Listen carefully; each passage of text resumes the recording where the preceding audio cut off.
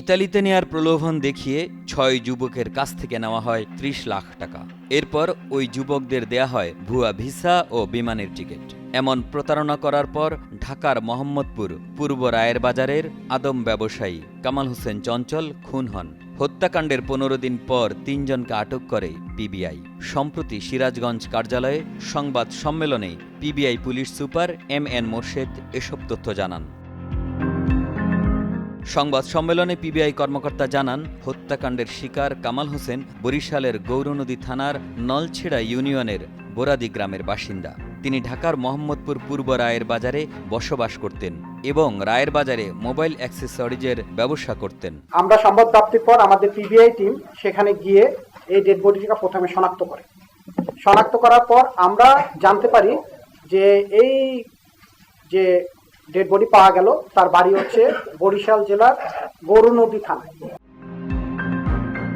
গত ২৪ ফেব্রুয়ারি সিরাজগঞ্জের রায়গঞ্জের নিছুড়ি গ্রামের একটি ধানক্ষেত থেকে হাত পা বাঁধা অবস্থায় কামাল হোসেন চঞ্চলের মরদেহ উদ্ধার করা হয়। পরদিন কামাল হোসেনের ভাই আসাদুজ্জামান রঞ্জু বাদী হয়ে হত্যা মামলা দায়ের করেন। এরপর পিবিআই ছায়া তদন্ত শুরু করে। তথ্য প্রযুক্তি ও গোয়েন্দা তথ্যের ভিত্তিতে কুড়িগ্রাম জেলার ভুরুঙ্গামারী থানার বিভিন্ন গ্রাম হতে হত্যাকাণ্ডের সঙ্গে জড়িত ৩ জনকে গ্রেপ্তার করা হয়। আমরা এটা ছায়া তদন্ত শুরু করি। থানা যেহেতু রেগুলার মামলা রুজু হয়েছে, তারা তদন্ত করতেছিল, আমরা তার পাশাপাশি আমরা ছায়া তদন্ত শুরু করি।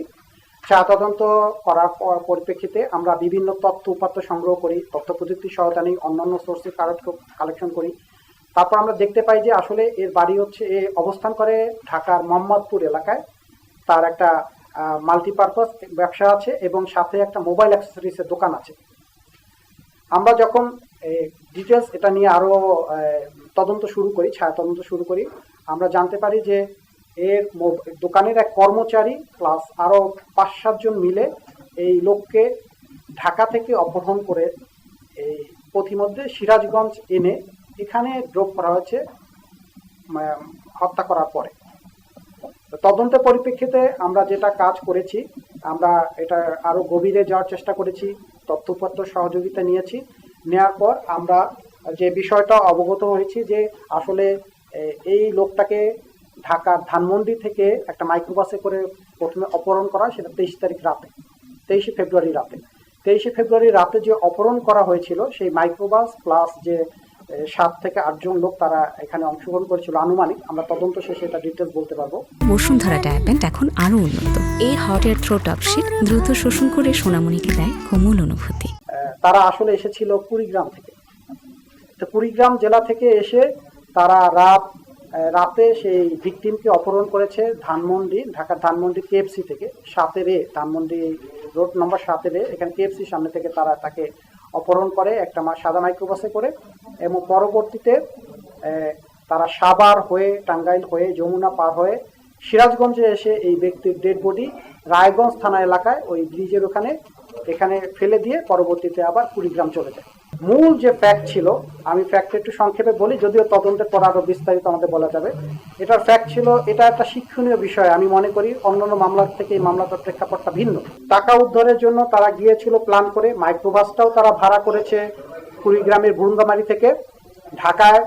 তারা গিয়ে আগের রাতে মানে 22, যদিও 23 তারিখ রাতে অপহরণ হয়েছে, তারা কিন্তু 22 তারিখ রাতে গিয়ে ঢাকায় পৌঁছেছে এবং ভিকটিমের যে কর্মচারী ছিল একজনের নাম, তার নাম ছিল রবিউল, তার বাড়িও ভুরুঙ্গামারি, এবং রবিউলের থ্রুতেই অন্যান্য যারা টাকা ইনভেস্ট করেছে এখানে ইতালি যাওয়ার জন্য।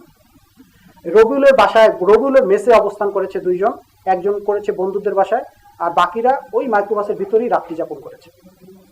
পরবর্তীতে 23 তারিখ ওখানকার যে লিটন নামে এক ছেলে আছে, যেও ভুক্তভোগী, যে টাকা দিয়েছিল, তার সাথে দেখা করার কথা বলে এই ভিকটিম মোহাম্মদ কামাল হোসেন চঞ্চলকে ডেকে নিয়ে আসার এক পর্যায়ে 2 জন যায় চঞ্চলের সাথে কথা বলতে, আর ওরা মাইক্রোবাস রেডি রাখে। কথা বলতে বলতে যখন মাইক্রোবাসের সামনে নিয়ে আসে, তখন ধাক্কা দিয়ে মাইক্রোবাসের ভিতরে তারা পুশ করে উঠায় ফেলে। সংবাদ সম্মেলনে জানানো হয়, আটককৃতরা কামালকে অপহরণ করে নিয়ে যাওয়ার সময় গাড়ির ভেতরে ঘুমের ইঞ্জেকশন পুশ করলে সে মারা যায়। পরে কামালের লাশ সিরাজগঞ্জের রায়গঞ্জের নিঝুড়ি গ্রামের একটি ধান খেতে ফেলে পালিয়ে যায় তারা।